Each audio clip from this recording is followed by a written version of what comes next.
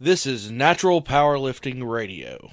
Deadlifts, chicken nuggets, video games. This is Check My Total, a powerlifting podcast with Timothy Payne and Andrew Hinson. Welcome, ladies and gentlemen, to another episode of the Check My Total podcast, the only podcast where we don't care about your yoga pant pictures and we don't care about the amount of likes you got on your Instagram. Today, we're here, me and Timmy, and Kenneth Moody is making a return to the podcast, and it's going to be a little different today. We're going to do kind of a Q&A session with Kenneth. He's been going to the gym some, and we'll just kind of see what kind of questions he's got to ask about lifting and diet or whatever he's got. But it's just kind of be like a Q&A podcast thing. Yeah, it should be fun. I'm looking forward to it. Well, Kenneth, how you doing today? Hey, I'm doing pretty good. I'm alive. Had a great weekend. Went on a date. She wear yoga pants? Later. Oh. After the date. Wait, we'll just leave it right there. We love yoga pants. They're great. Except that totally contradicts what you just said. That's true. We just don't like them on men. Yeah. That is true. That is pretty weird. There's a bunch of men out there wearing leggings. Well, Kenneth, I guess Andrew gave you this workout plan, 2 weeks ago? Yeah, about 2 or 3 weeks ago. And I've been following it pretty faithfully. I've changed up a few things here and there. I guess some background. I lifted with Andrew for, I guess, the better part of 2.5 years at college at Freed Hardman, and we had a great time doing that. And it was really encouraging, having someone that knew way more than I did lifting. And I gained like 30 pounds over that time period, and of body weight. Yeah, I think Nice. Most of it was probably muscle. I mean, really. Yeah. And, we graduated college, and I had torn my hip socket, not from lifting, but from basically what amounts to a bone spur in my hip. It's called fibroacetabular impingement, or FAI, or femoral-acetabular impingement. And I had to get it fixed because I was in pain for like 3 years at college, and it just kept on getting worse. And so I've been out of the gym for the better part of 11 months. And getting back into it's been a huge challenge. Just starting back from, just as if it was day one with Andrew. Yeah, that's a struggle when you get injured. Because, even I remember at Freed, man, there was just some days where, man, you were just in a lot of pain just from walking. Like, you couldn't even walk hardly. Yeah, it was miserable. And, it was like I would do the heavy squats and stuff with you, and it didn't agitate it, sometimes it would afterwards, but it was like I could still do them. You know what I mean? It was just so weird. But something as simple as walking or sitting would just irritate the mess out of it. Yeah, and then, when you get injured and have surgery like you did and stuff like that, it's hard to get the motivation to go back and, start building back up. It just feels depressing some days. Yeah, I felt that. I think that's kind of why I waited so long. I was just, going back and, barely being able to do much more than the bar again. It's just, it is depressing. But I felt more once I started going back. I noticed my mood started improving, my energy started improving. Just a lot of benefits from it, and that's been a motivator more than anything to go back. Yeah. For me, I know a lot of it going to the gym is just getting out of the house. I mean, that makes my brain feel better automatically. Just going somewhere. Yeah, that's true. Getting out, going outside, get the sun. You actually see the sun. Which there's science behind that too. The sun. Old vitamin D. Yeah, man. I imagine when you first got back into the gym, you're probably apprehensive to try certain exercises. Yeah, so I was really afraid of even touching squats, just because that's, you get your hip socket fixed. Well, what uses your hip socket? Yeah, everything. And a lot of the program I wrote for Kenneth, it's not really a program in the traditional sense. It's more of just a couple weeks that have different exercises to kind of try. There's not a whole lot of linear progression as far as moving up weights, because when someone's injured and coming back, especially in his case, had surgery and stuff, I can't just be like, okay, squat every week and go up 5 pounds. That just doesn't really work. So it's more of just exercises to try, get into the gym, and just kind of getting back into things. You got to build your foundation before you get put on a real powerlifting thing anyway. Yeah. Which I think I shared it with Steven. I forgot to share it with you, Timmy. I need to share it with you. Yeah, the actual powerlifting guy. Thanks. Yeah. Hey, now Kenneth, there's 2 of us. You can get Timmy to add to it. Put me on the Google Doc. All right, I'm putting you on it. But, so, 2 weeks down. I know you've been blowing up our group chat text messages. So what kind of questions you got? Well, that last time, I guess it was a couple of days ago, I actually didn't get really frustrated at the gym like I did that one time. That was bad. I just had to leave. And so I guess I'll start out with bench press. I know one of the messages I was sending was, where do we let the bar land when you're in a normal bench press? Yeah. As far as where does it hit on your chest? Yeah, so I would say, generally speaking, it is probably your nipple, right where your nipples are, or maybe even slightly, give or take some, an inch or 2 below or above. For me, my thing is I generally hit, right below, the nipples, kind of where, shoot, what do you call that thing? The sternum? Yeah. The sternum.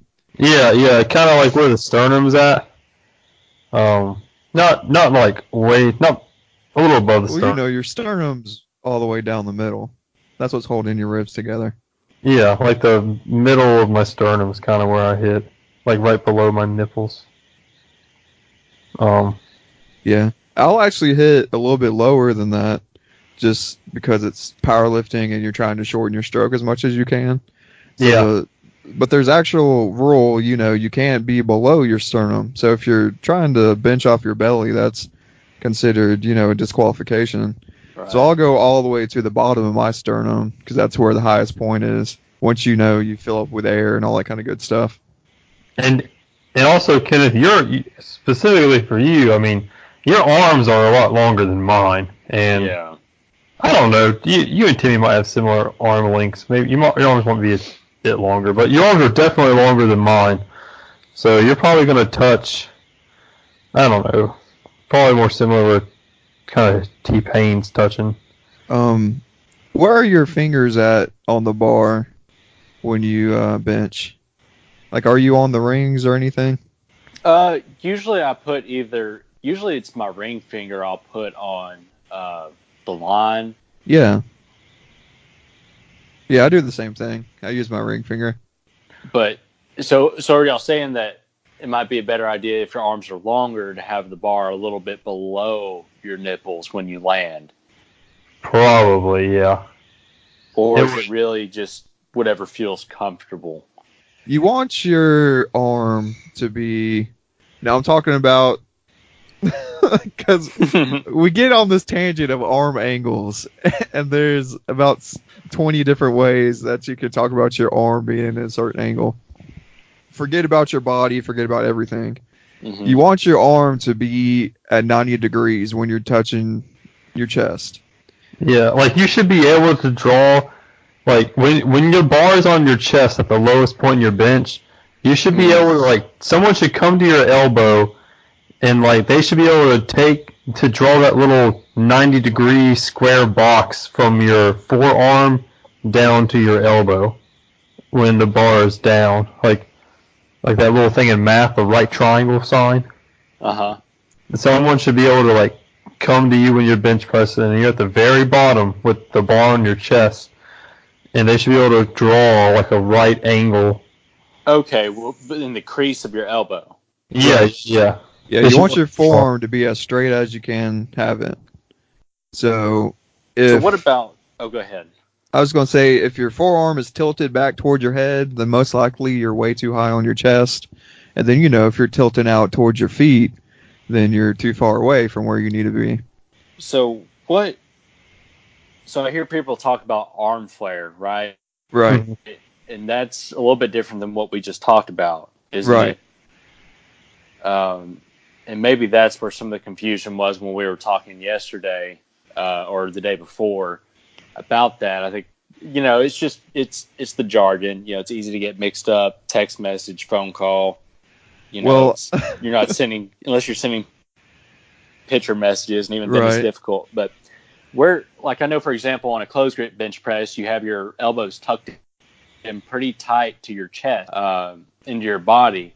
But on a bench press, how far out do you let your elbows flare? I know you're not supposed to have them parallel with the ground or perpendicular with your body. Yeah. But it's supposed to be somewhere in between that, isn't it? Yeah, the 45 degrees is what I'm talking about as far as your elbow being flared. So that'd be about halfway between straight out and right up against your body. Yeah. Because like we said, your body is going to be what's 90 degrees. That's what's straight up and down. And another thing is, when we talk about this flare, is it's mainly when you go down and when you hit your chest. But when you go back up, it's okay if like you start going like you're about like 3 inches off your chest and you're going back up. Like, it's okay if you have a little bit of flare out and your elbow's there. Like, a lot of people flare out. Like, I know if you watch, I'm pretty sure, I'm trying to think. I think if you kind of pay attention to Michael Belk when he benches in competitions, and most people, their elbows flare out a little bit when they come up to finish it out. So it's not like you have to maintain a strict 45 degrees even when you're coming up, but most of the time you do want to maintain a 45 degree angle. But if you do flare out like from 45, you don't want to go further than like 20 degrees, because once you get back to zero and you're all the way flared out, that's how you start tearing your pec off. True. So it's a little flare. So you don't have to be a strict 45, but yeah, if you start getting like to close to 0 degrees, where like you're doing the basic bro bodybuilder elbows just flared all the way out, yeah, you're gonna jack something up. Well, how far should your, and maybe this applies more to dumbbell bench press, but how far should your elbows move down? Like, I guess it's different. Let's assume dumbbells, because it's a little bit easier to go further down. How far down should you go with that?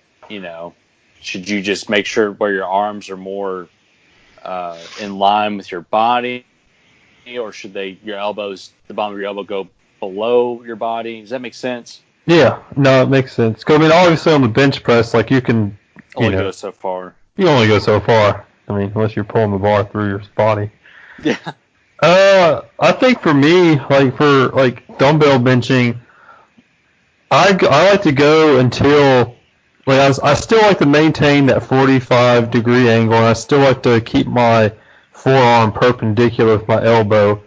And basically, if I go too far down, that tends to break that perpendicular angle. Like if I go way far down.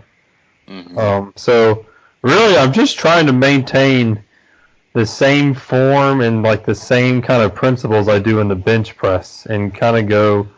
I probably go similar distance that I do on the bench press, maybe a little lower. I don't know, but it's probably pretty similar. But I try and keep it pretty constant with my bench press form as far as angles and right. depth. When you say perpendicular, you mean like with your body, right? Or I mean my forearm perpendicular, like the right angle thing. Oh, okay. Like keeping my forearm straight with my elbow. Yeah, even though you're using dumbbells, try to imagine that they're still connected like a real bar. So where would that bar be when it hits your chest? That's when I would turn around your momentum and start going back up. So I know people use dumbbells to say they get like a more of a stretch or whatever you want to call it. But once you get to heavy weight, that's just going to mess you up trying to get, more stretch out of it to get lower. Right. So that's cool and dandy if you're using lightweight, but once you actually start getting into this thing, just hit it like you would a regular bench press.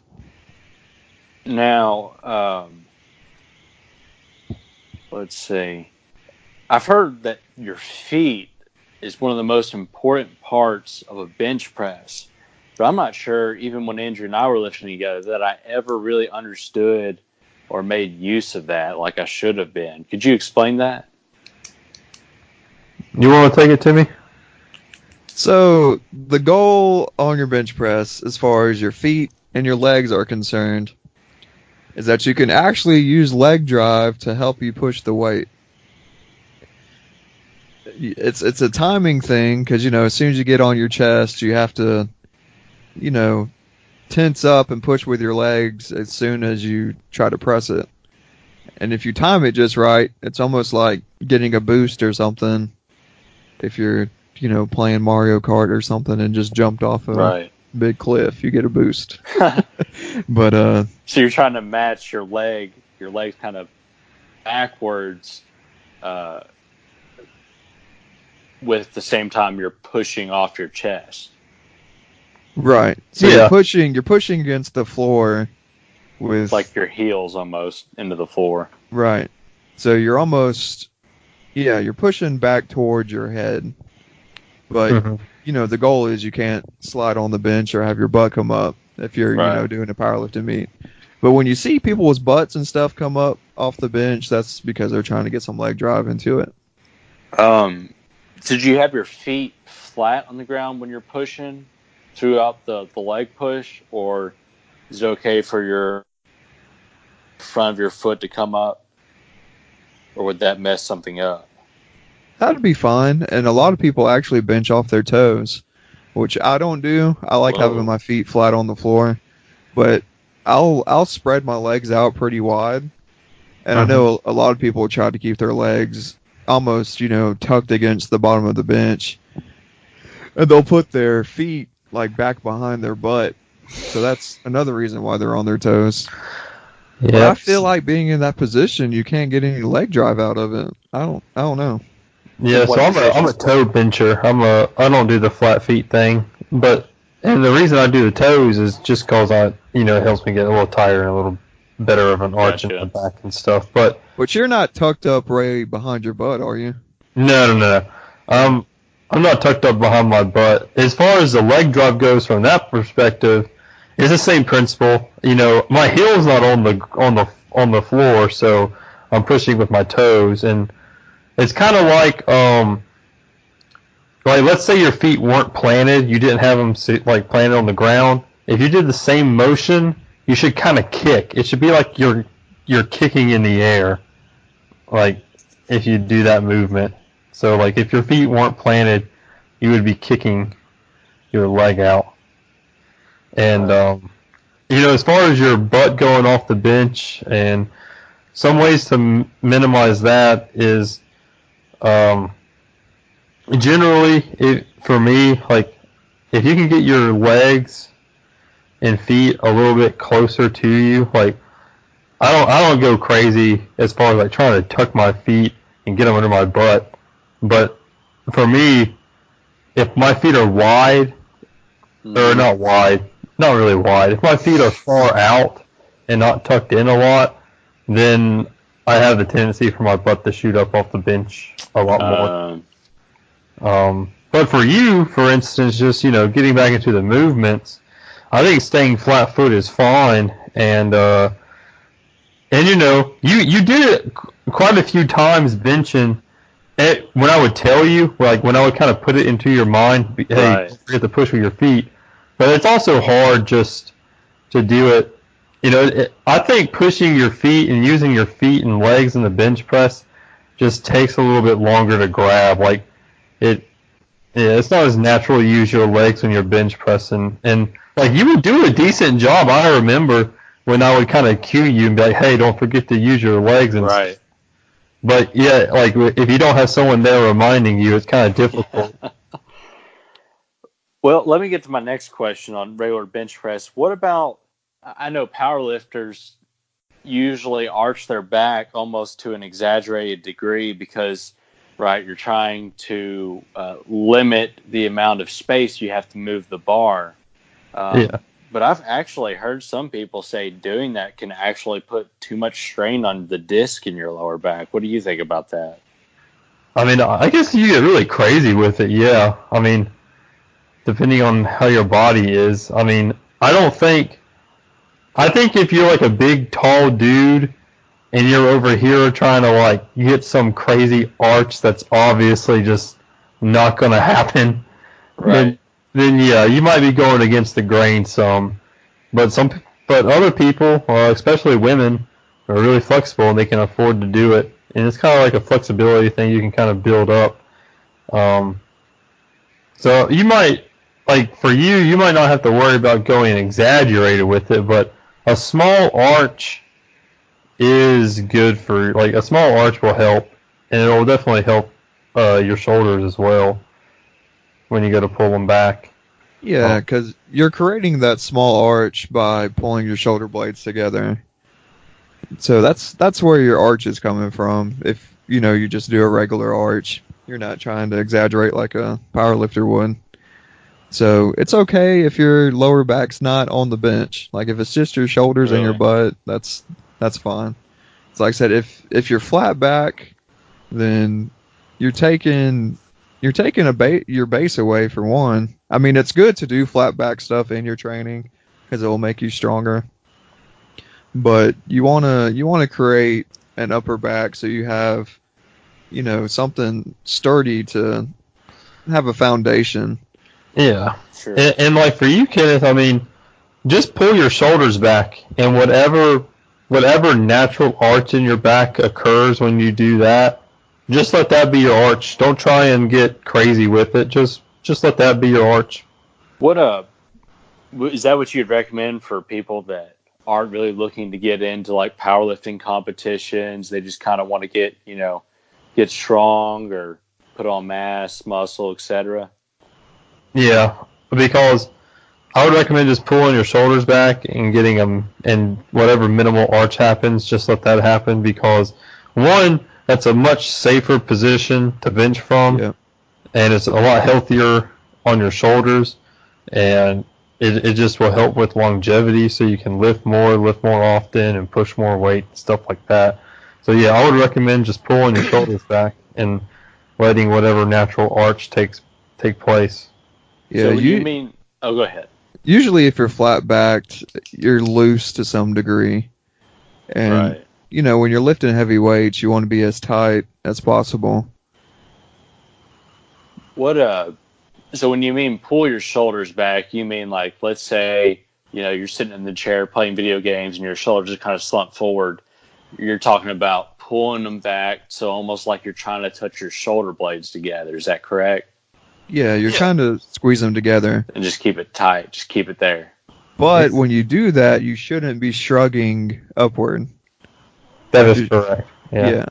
So it's almost, you're squeezing your shoulder blades together and you're letting them like pull down towards your butt. Your lats. Yeah. Yeah, so you should never shrug up. Like when we say pull your shoulders back, your shoulders should never go up.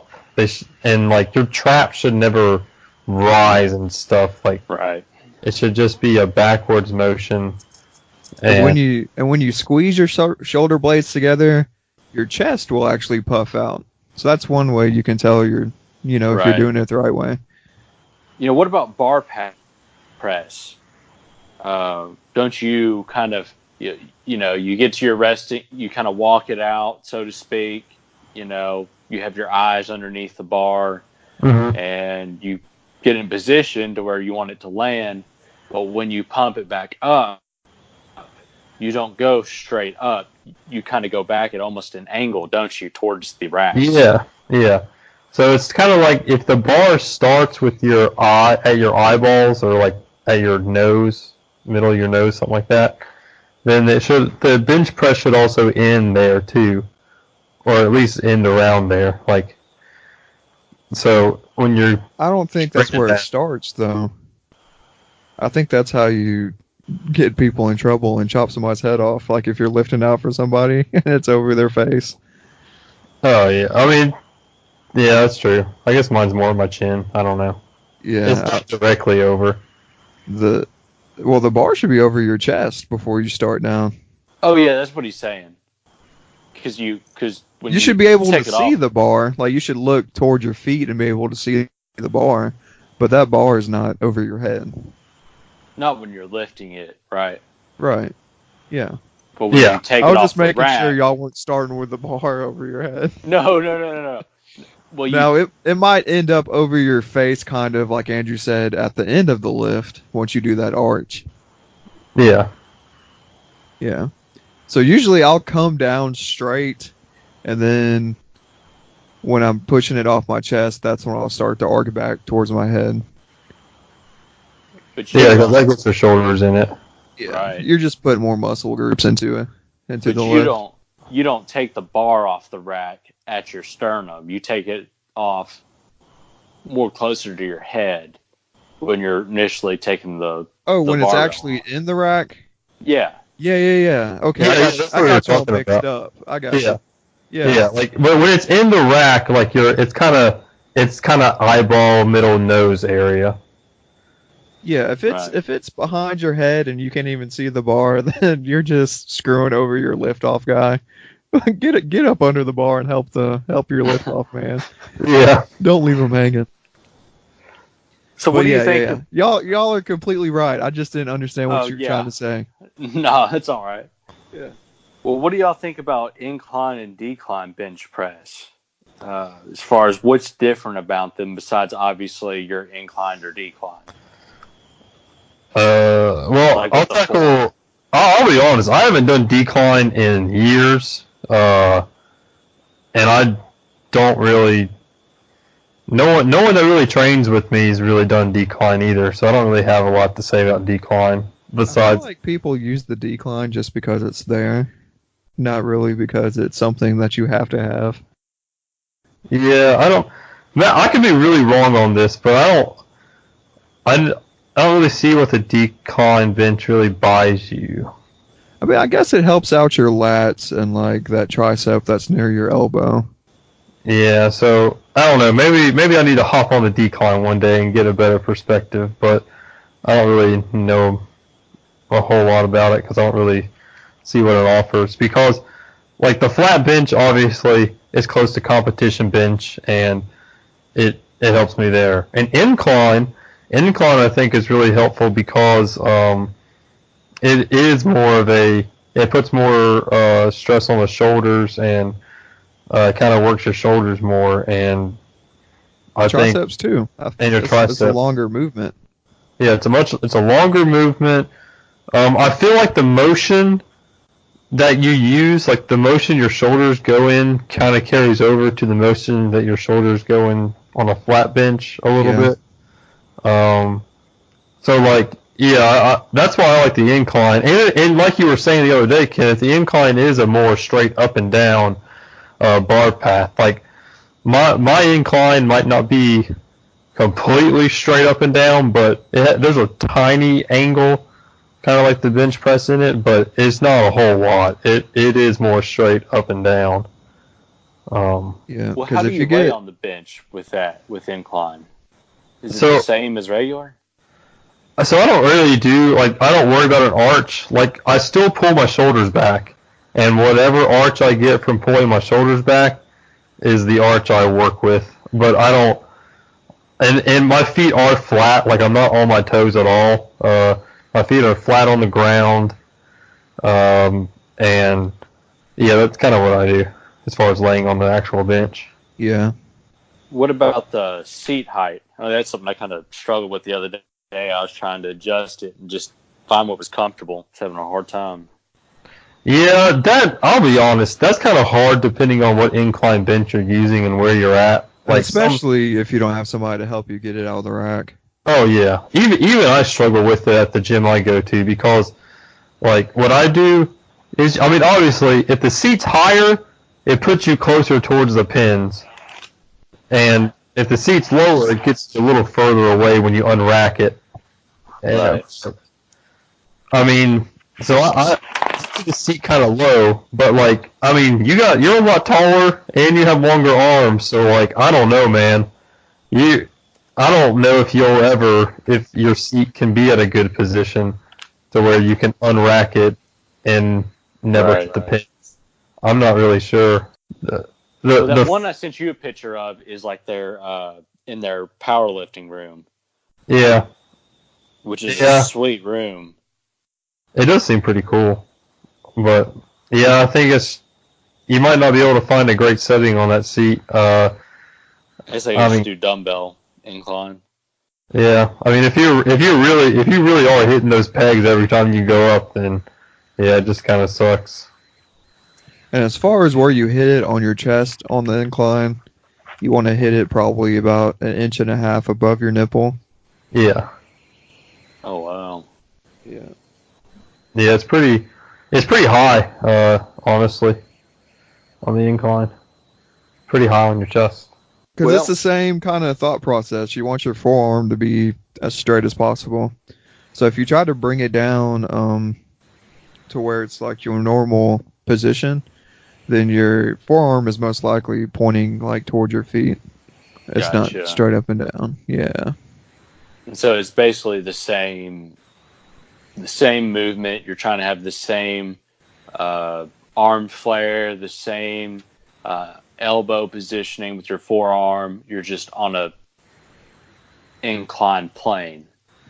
Right. With the bar landing just a little bit up. Yeah. Well, so maybe we can revisit decline sometime, but I guess from what I understood is that decline doesn't really hit any muscle groups that incline or regular bench press don't already hit. And I think if you're doing back work, then I don't really see a point in doing the decline. Yeah, if you're doing a lot of lat pull downs and low cable pulls, I don't really see the point. Now, I'll try and I'll actually do some research. And, I'll try out decline tomorrow in the gym for you, because I probably haven't done decline in 6 years. And as far as the bar where you're hitting on that, you're actually closer to your belly button, and that's definitely one lift you want to lift straight up and down. Because if you start going back towards your head, and a decline, you're laying upside down, so you'll definitely lose it over your face. Yeah, so I'll have some better answers on the decline another time. Yeah. Yeah, I had some trouble in the gym, I guess a couple of days ago too, doing like lat pull downs. I don't know if it's just, it almost feels like my left lat isn't pulling down like it should be. But it almost feels like that left lat, sorry, I'm repeating myself, the left lat wasn't really getting as tight as it should be. And that might just be a muscular imbalance. But I did feel a little bit of pressure in my mid and kind of low back when I was doing it. So I'm kind of worried that my form's like really off on it. And you think using machines, well, how hard could it be? Yeah. But there's still something to it. I took Becca to the gym yesterday and had her do lat pull downs, and I was kind of going over some things with her. And so one of the things is the same thing with you. I think of the lat pull down as like a reverse bench press. Like you're trying to pull the bar down to you, and the way I do it is I still keep my elbows kind of at like a 45-ish degree angle when I'm doing my pull downs.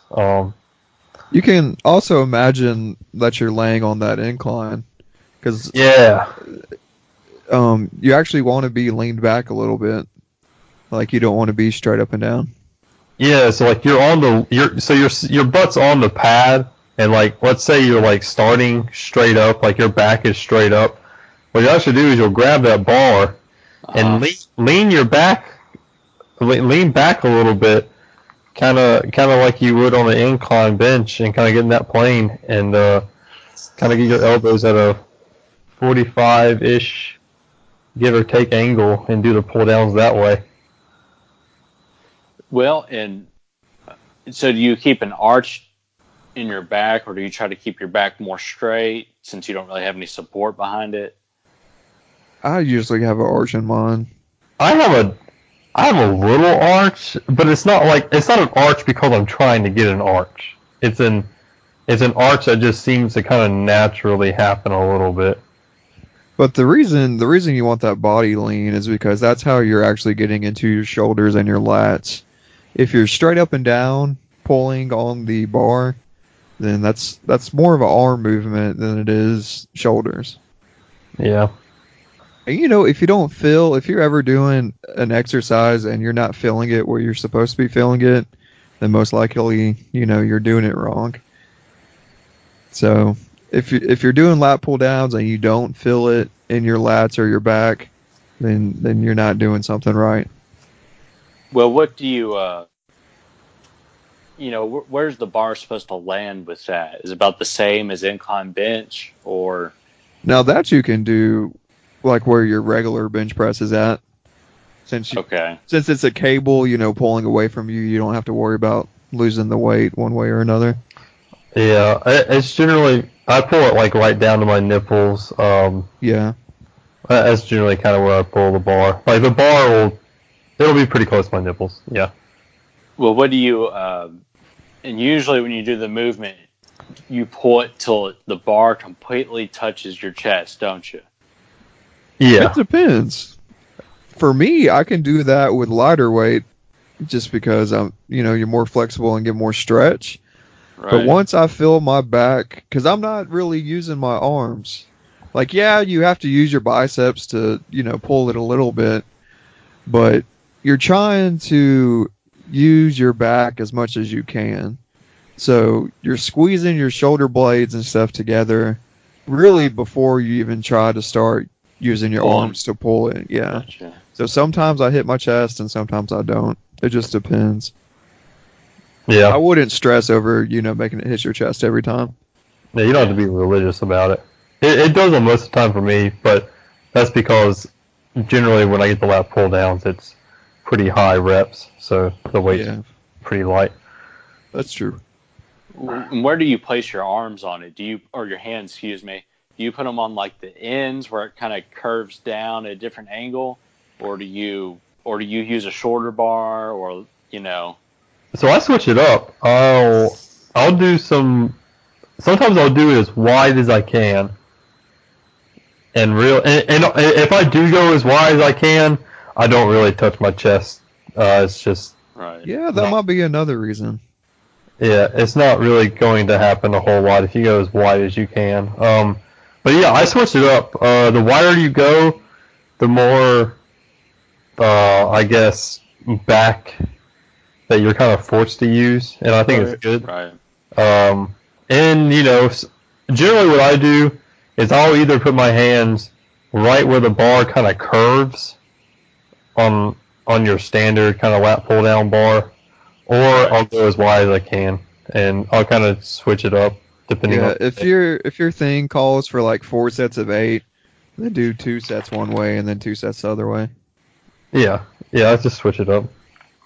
Well, what kind of, this is a little unrelated, but like what kind of websites or videos or books would you recommend? Like, let's say I wanted to look up on YouTube or somewhere proper bench press form or proper incline bench press form or proper dumbbell bench press form. Is there a go-to that y'all have, either as far as videos or like a website? See, that's a tough one for me and maybe T-Payne, because honestly, we got most of our stuff from either his dad or the people we train with. So, like... Yeah, the guy that's closely in line with what we preach in our philosophy is a guy called Mark Ripito. And his philosophy and everything is called Starting Strength. I'm not sure what his book costs now, but it's probably in like its 4th or 5th edition, because you're constantly updating stuff. Right. But Dad, I think, has either the 1st or 2nd edition of that. But if you're looking, to actually educate yourself and, get into lifting for longevity of time, or longevity, yeah, look into buying Mark Ripito's book, Starting Strength.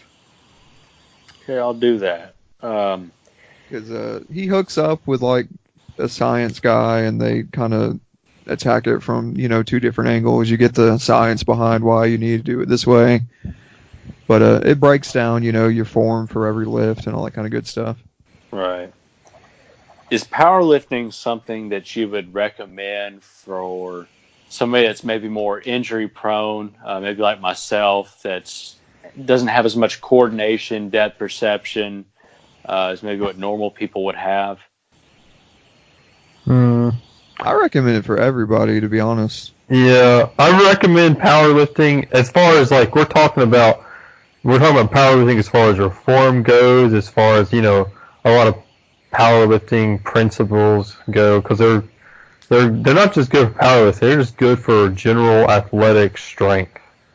And so I recommend powerlifting in that sense. Now, do I recommend powerlifting in the competitive sense, to where like you are trying to like you are working towards a 1-rep max, and you're going to go compete on the platform with strict rules, and you're going to push your body to the limit? That side of powerlifting, the really competitive side, I don't recommend that for everyone. I definitely don't. I mean, but the principles behind powerlifting and the training style, I do recommend that. So you think it's a sport or a style of lifting that one could do, into older age with relatively few injuries, if you keep pretty much proper form. Yeah, I believe so. Yeah, there's a guy my dad watches on YouTube, and you can also look up Ripito on YouTube. He's got videos you can watch, but this guy's channel is called Gray Still Strength. So he's a doctor, and I don't know, he's in his 50s or his 60s or something, but he came out with a book called The Barbell Prescription, and his whole thing is lifting with master lifters. And when I say master in powerlifting, that means somebody that's 40 years old or older. So he's attacking it from a standpoint of, barbell prescription. So you're lifting weights as your medicine to help you, live a better life and get over what kind of ailments that you have. So he's another great one to watch, and he'll go over form and stuff like that too. And, even though we're young, he will go over things such as injuries and, some diseases and stuff people may be dealing with, and how to lift around that. So, yeah. You said that's Gray Still Strength? Yeah, Gray Still is one word. Steel? Yeah, Steel. Okay. So Grey Steel, Stell, or Steel, I can't spell. And then Strength. Gotcha.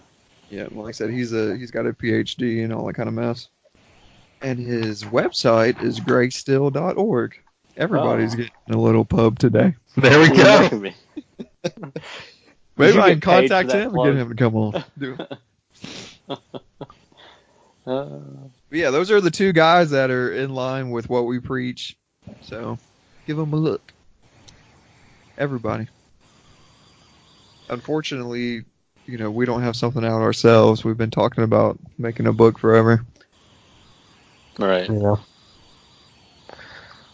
Takes a lot of time and money. Got that right. And then you can market it. Well, that wouldn't be a problem, but you got that right. Yeah. I mean, it's hard to go on the internet and find good stuff because everyone's got the different philosophies. This guy might be equipped. And everybody's got a different agenda too. You don't know who's just trying to get your $20. Yeah. Like, yeah, that's part of what I found. It's the internet. Right. Just looking online is, well, whose information is legit?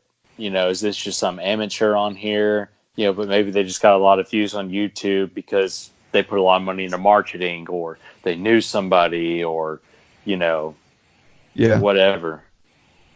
True. Yeah. Any last questions, Kenneth? Well, let me ask you this one last one.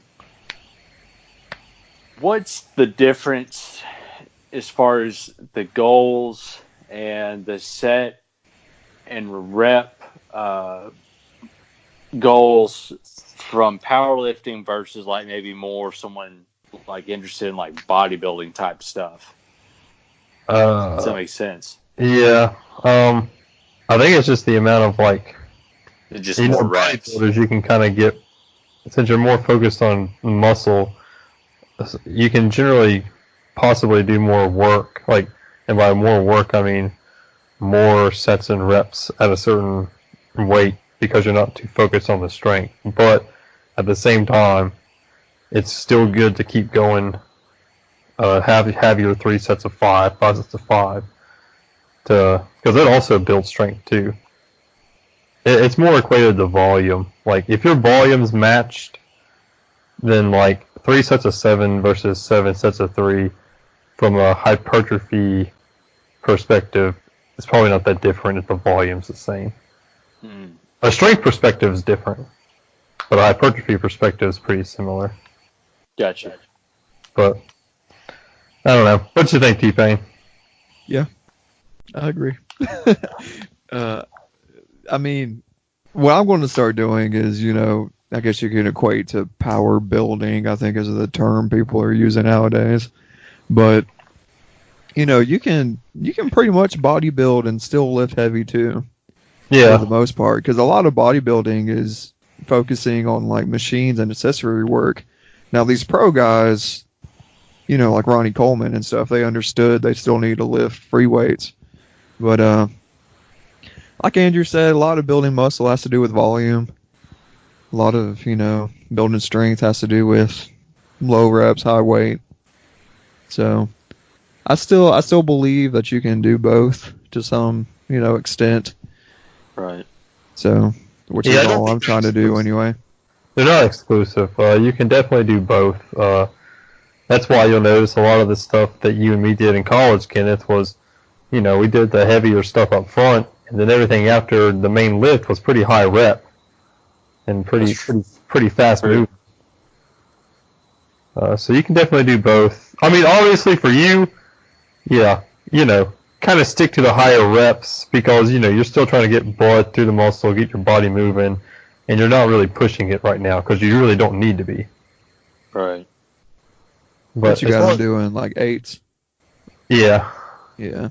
8, 12s. I have some things on this thing that says 3 sets of 5 or 3 sets of 6, but it generally says like light squats, just kind of get the form going. Yeah. See what's going on. Stuff like that. Yeah. I mean, for your regular dude, you probably rarely get out of 5s. Yeah. So, which is fine. Everybody's wanting to achieve something different. Yeah, like if you're more focused on muscle growth, there's really, and you're not going to compete, there's really no point in you risking injury and going for a 1 rep max. Yeah. If your goal is just to be healthy and, put some muscle on and get a little stronger, then by all means, sets of 5 and above is probably what you need to be doing. Sounds like me. Yeah, man.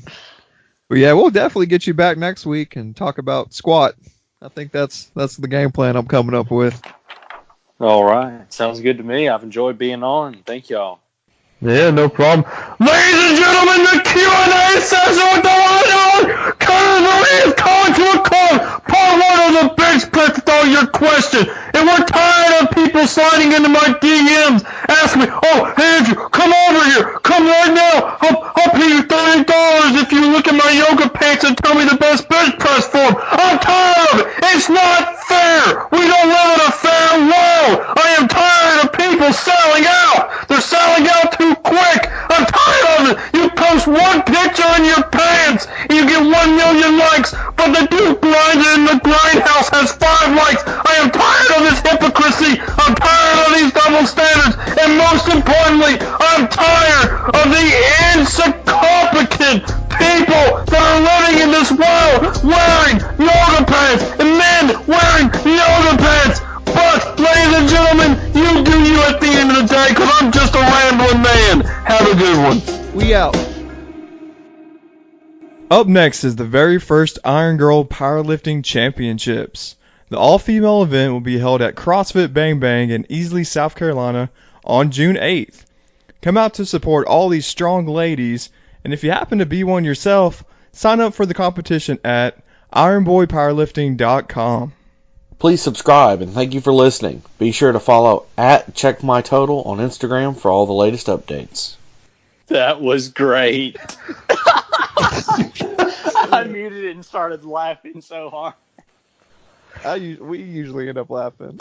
I guess I'm just used to it by now.